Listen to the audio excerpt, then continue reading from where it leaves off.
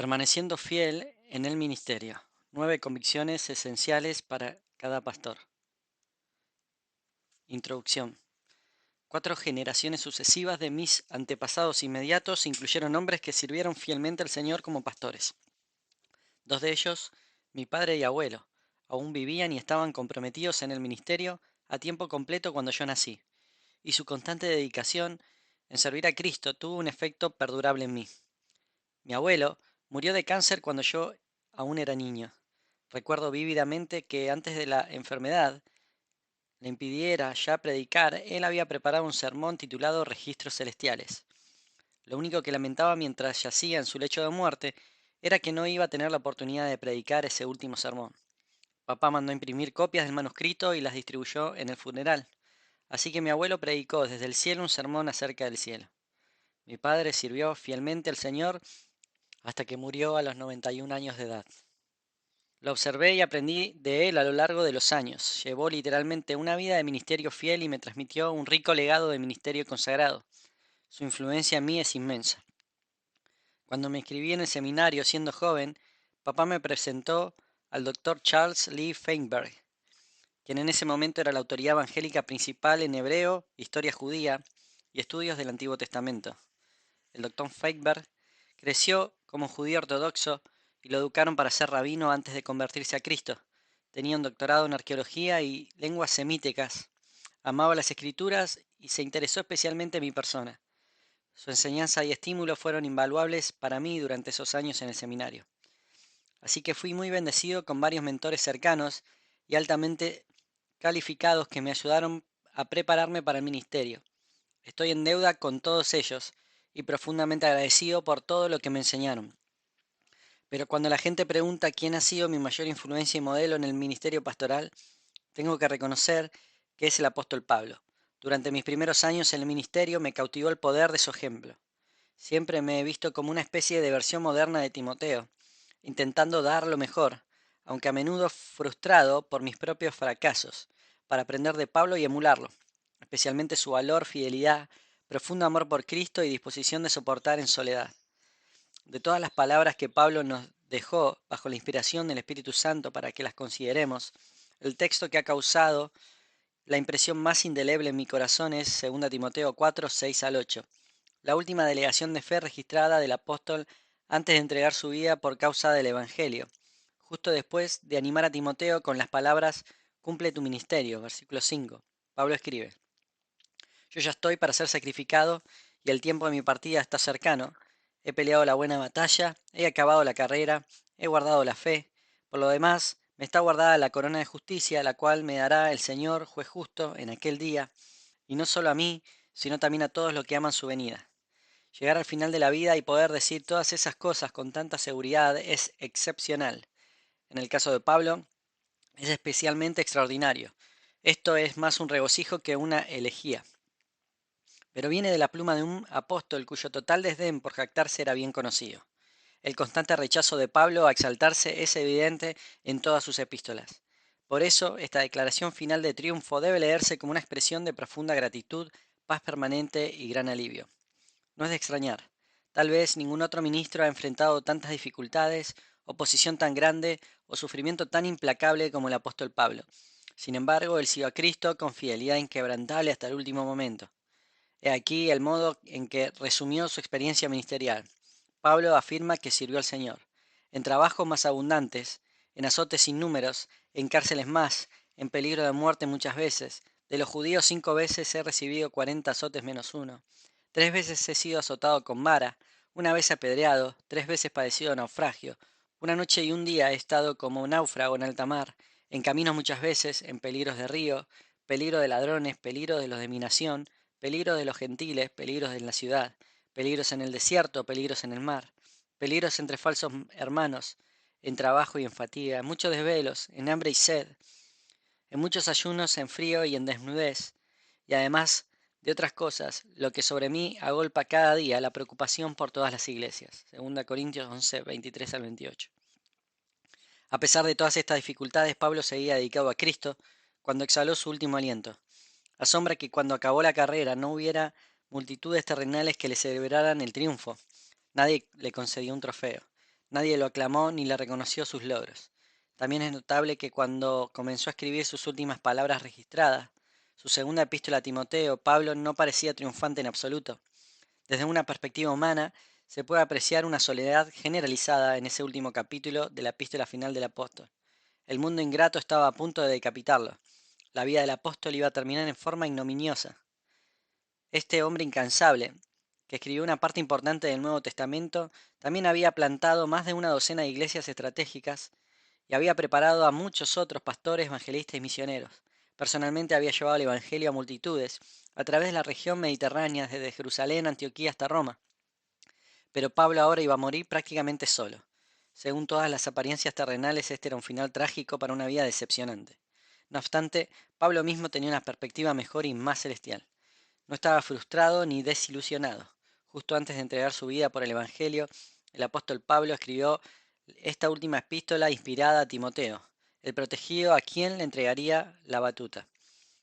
El tono de su instrucción y consejo sugiere que a medida que se acercaba la muerte de Pablo, su hijo espiritual Timoteo, podría haber estado totalmente desanimado, quizás incluso a punto de abandonar el ministerio. Pablo enfrenta directamente los hechos sin miedo ni lamentos. No minimiza ni pretende disimular el hecho de que muchos de sus antiguos compañeros de trabajo y discípulos ya lo habían abandonado, e incluso se mantenían a distancia, quienes hallaban espiritualmente alineados con él.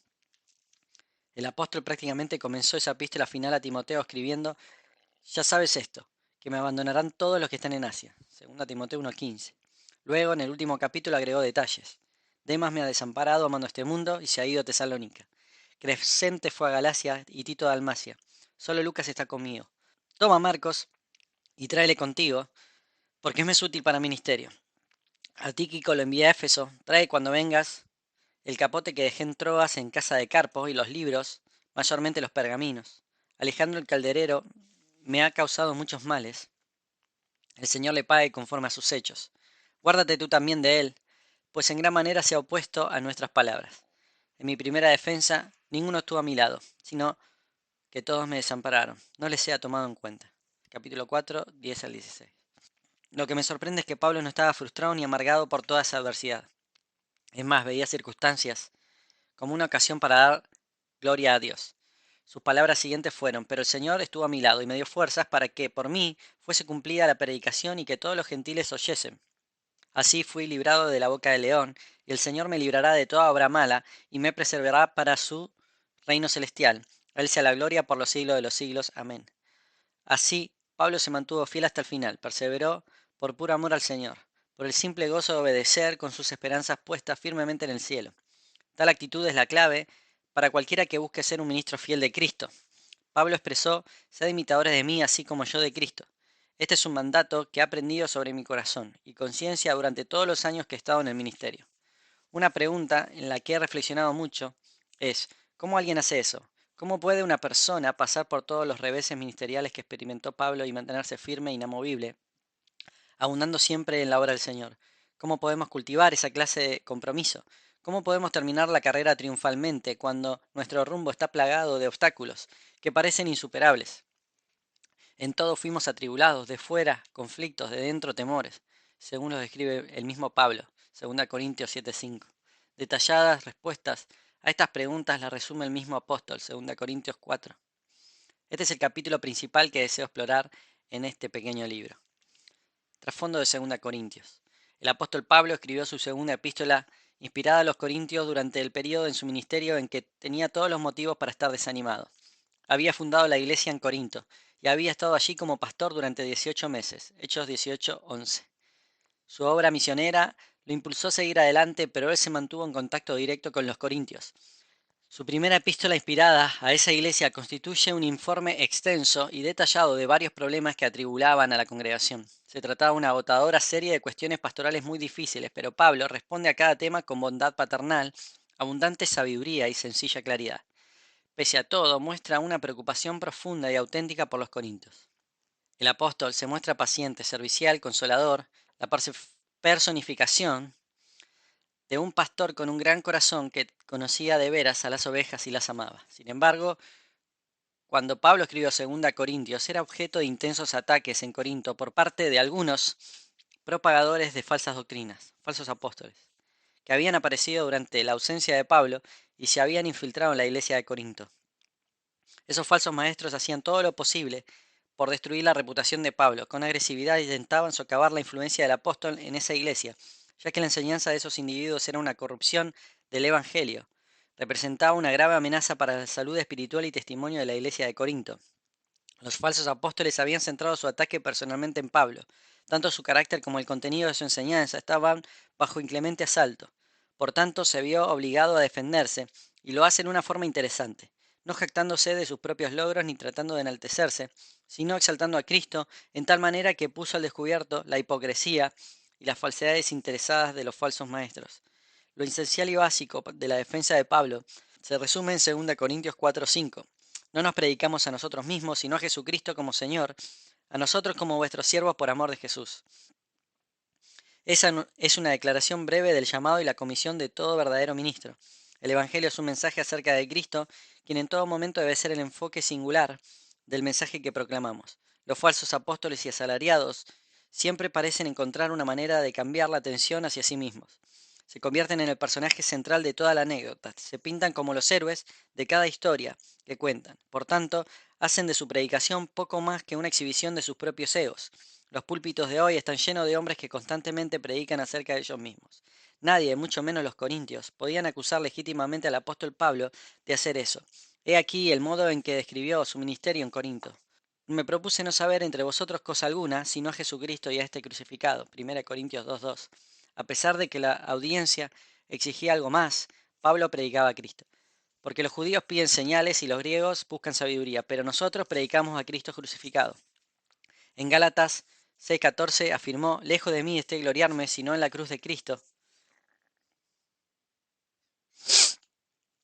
En Gálatas 6:14 afirmó, lejos esté de mí gloriarme, sino en la cruz de nuestro Señor Jesucristo.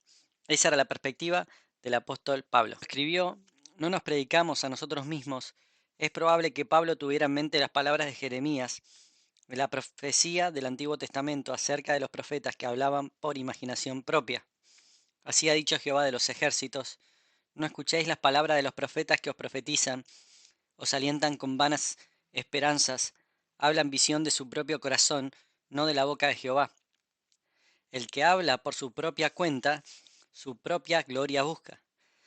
Pablo definitivamente no buscaba su propia gloria, al contrario, informó lo siguiente, predicamos a Jesucristo como Señor, y a nosotros como vuestros siervos por amor de Jesús. La palabra siervos atenúa de algún modo la fuerza de la declaración de Pablo.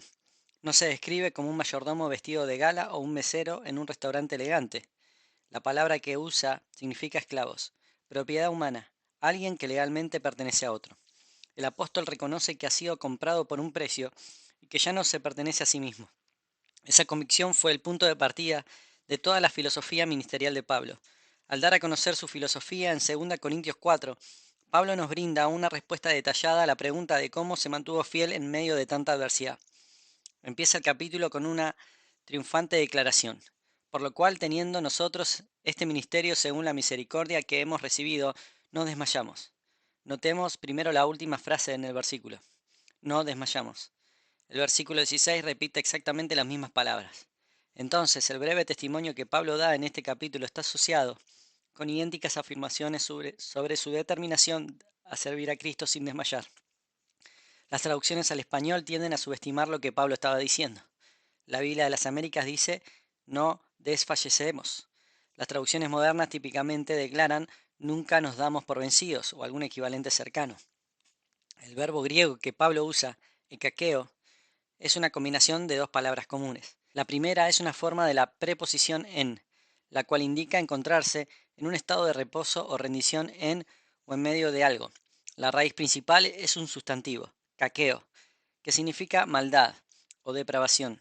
Por tanto, el sentido de la expresión no nos rendimos a la maldad, mucho más fuerte que si él estuviera diciendo simplemente no nos cansamos. En otras palabras, esto no tiene solo que ver con resistir fatiga, desánimo, cobardía. Hay una nota poderosa de desafío en el tono de Pablo. Lo que él quiere decir, no desertamos. Nos negamos a ceder al mal en cualquier manera. ¿Qué lo motiva a hacer esta declaración en este contexto? Sutilmente Pablo reconoce que por implicación que su experiencia con los corintios tenía el potencial de llevarlos a abandonar el ministerio. Esa iglesia llena de problemas le había causado una dificultad tan profunda y un desánimo tan penetrante que una persona con menos madurez espiritual podía haber estado tentada a tirar la toalla. Los pecados de los corintios, su superficialidad, su rebelión y su inestabilidad hacia Pablo son claramente evidentes en las 2 epístolas inspiradas que les escribió. En esa iglesia había impureza moral, celos, juicios, incesto, vergonzosa profanación de la cena del Señor. Como si esto fuera poco, las críticas que le hacían a Pablo eran descorazonadoras, y él se lo dice, capítulo 12, 11 al 14. En 1 Corintios 16, 12, el apóstol dice que instó a Apolos a llevar a Corinto un equipo de líderes calificados para tratar de resolver los problemas que allí había, pero la iglesia en Corinto tenía tantos problemas que a Apolos no le quedaron ganas de volver allá. En resumen, esta era una iglesia que nadie quería pastorear. Pablo en realidad les escribió por lo menos 4 cartas. 2 las tenemos recogidas en el Nuevo Testamento. Y las otras 2, que no forman parte del canon inspirado, se mencionan en las 2 que tenemos. Por el contenido de las cartas es evidente que cualquier cosa que se remediara por las amonestaciones de Pablo en 1 Corintios no fue suficiente, porque la iglesia rápidamente acogió a estos hacedores teológicos de maldad que tenían planeado destruir la confianza de la iglesia en Pablo. Estos falsos apóstoles autonombrados acusaron y difamaron implacablemente al apóstol verdadero. Pablo hizo una visita a Corinto que no resultó bien, por tanto se alejó sintiéndose peor que antes de llegar. En ese momento escribió una fuerte carta. Además, después de esa desastrosa visita decidió no volver a Corinto. 2 Corintios 2:1. Sin embargo, cuando resultó evidente que estos falsos y peligrosos maestros ganaban una influencia dominante en la iglesia, el corazón de Pablo se quebrantó. Esta era una clase de cuestiones que podían hacer que un ministro abandonara el ministerio. Estaban criticándole severamente el carácter, le cuestionaban sus méritos, tal vez explotaban la controversia que tuvo con Pedro. Véase Gálatas 2:11. Lo calumniaban en todas las formas posibles. Decían que era poco convincente como orador. Hicieron esta acusación lo más personalmente ofensiva posible, diciendo que no solo era tosco como orador, 2 Corintios 11:6, sino que también la presencia personal no impresionaba a nadie. Capítulo 10, versículo 10. Era una experiencia deprimente trabajar con esta iglesia. Pablo apenas disimuló su propia frustración con la iglesia en Corinto a lo largo de esta segunda epístola. Esto se puede ver desde el principio en el énfasis que pone en la misericordia y el consuelo de Dios. Bendito sea el Dios y Padre de nuestro Señor Jesucristo, Padre de misericordias y Dios de toda consolación, el cual nos consuela en todas nuestras tribulaciones. El capítulo 2 habla de tristeza. Este es el dolor de la pena, su propio dolor, después de esa desastrosa visita a Corintio y el dolor de los corintios cuando recibieron nuestra fuerte carta. Los capítulos 4, 6, 7, 10, 11, 12 y 13 abordan los problemas en esa congregación, especialmente la actitud rencorosa y cínica que tuvieron hacia el apóstol que se sacrificó por la iglesia que él había fundado y a quien le debían todo. He aquí un hombre que trata con una congregación obstinada y sumamente decepcionante de individuos en cuyas vidas él había vertido su propia vida y energía. Por eso, cuando Pablo enumera las dificultades en capítulo 11, 23 al 27, lo acentúa diciendo, además de estas cosas, lo que sobre mí agolpa cada día, la preocupación por todas las iglesias. Tal declaración está cargada de significado. No obstante, a pesar del antagonismo, la calamidad, las privaciones que enfrentó en cada fase de su ministerio, Pablo no se dio ante el mal. A pesar de los problemas con los que tuvo que tratar en cada iglesia que plantó, de la oposición que enfrentó, de todos los desalientos que lo asaltaron, de los sufrimientos que soportó, sin embargo, permaneció fiel a Cristo en todos los aspectos. De todos los personajes que encontramos en las Escrituras, aparte de Cristo mismo, Pablo es quien mejor encarna una fe infatigable, persistencia incansable y determinación firme. No existe ejemplo bíblico más dramático de devoción pura a Cristo. En 2 Corintios 4, el apóstol mismo explica los factores que contribuyeron a esta extraordinaria perseverancia. He aquí 9 razones por las cuales no se desanimó. Una, se veía a sí mismo como un administrador de Dios a quien se le había confiado un nuevo y mejor pacto. 2. Veía ese papel no solo como un gran privilegio, sino también como una gran misericordia extendida hacia él por la gracia de Dios. 3. Estaba decidido a mantener puro y recto su propio corazón y entendía que la fidelidad es un elemento clave en la búsqueda de verdadera integridad. 4. tenía una pasión determinante, es decir, su consagración a predicar la palabra de Dios. 5. Entendía que la palabra de Dios no vuelve vacía. Isaías 55:11, por lo que no le frustraban las normas humanas de éxito o fracaso. 6. Era un hombre humilde que no buscaba elogios ni reconocimientos, sino que iba tras la gloria de Dios a toda costa. 7. Sabía que Dios utiliza nuestro sufrimiento como un medio para santificarnos y estaba deseoso de participar en la comunión de los sufrimientos de Cristo. 8. Estaba familiarizado con los grandes héroes de la fe en el Antiguo Testamento e intentaba emular su valor. Y 9. Pablo tenía su corazón centrado en el cielo y en las cosas de arriba, sabiendo muy bien que los sufrimientos de este tiempo presente no son dignos de ser comparados con la gloria venidera. Estas son 9 convicciones inquebrantables que mantuvieron fiel a Pablo. Las veremos claramente a medida que avanzamos en el texto de 2 Corintios 4. Alistémonos y dediquemos tiempo a examinar con mayor detalle cada una de esas ideas.